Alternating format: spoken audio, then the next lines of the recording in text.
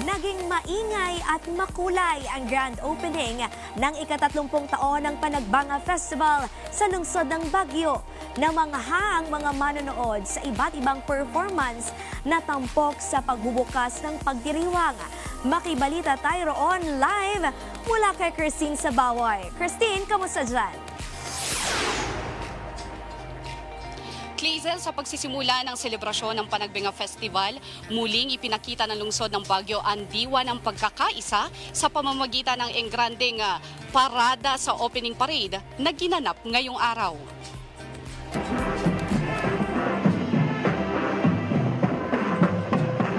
Pinangunahan ni Baguio Congressman Mauricio Dumoga ng community prayers kasama ang iba't ibang religious leaders. Dawatan mingarud kunak ata ugayam. Naging makulay, maingay at masigla ang pagsisimula ng parada.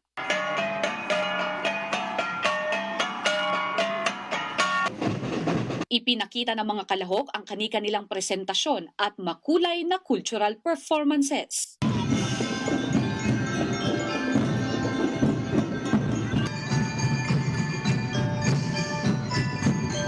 Si Jane na isang turista mula Isabela, namangha sa napanood niya sa parada. Hindi ito ang unang beses na nasaksihan niya ang Panagbanga. Lagi niya itong sinusubaybayan ng personal. Ay, magandang performance nila. Magandang performance nila. Nagsimula ang parada sa Upper Session Road na pinangunahan ni Vice Mayor Faustino Olowan, kasama ang iba pang opisyal ng lungsod at ang Baguio Flower Festival Foundation Incorporated. 6 na paaralan ang lumahok sa Drum and Lyre Dance Competition, habang 13 grupo naman ang kasali sa cultural performances. Mayroon ding ilang grupo na naghandog ng special performances. Nagtipo ng mga kalahok sa Melvin Jones Grandstand, kung saan ipinakita ang kani-kanilang mga pagtatanghal.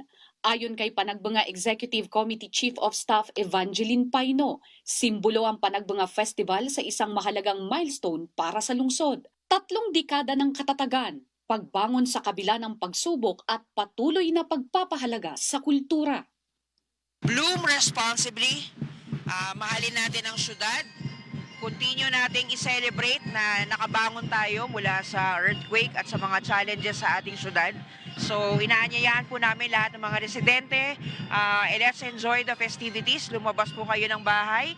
Doon sa mga gusto pong manatili sa kanilang tahanan, we're streaming live po from Panagbanga Park and Melvin Jones Football Grounds. Mahigpit naman ang ipinatupad na pagbabantay ng pulisya sa lugar ng pagdiriwang upang matiyak ang kaayusan at seguridad.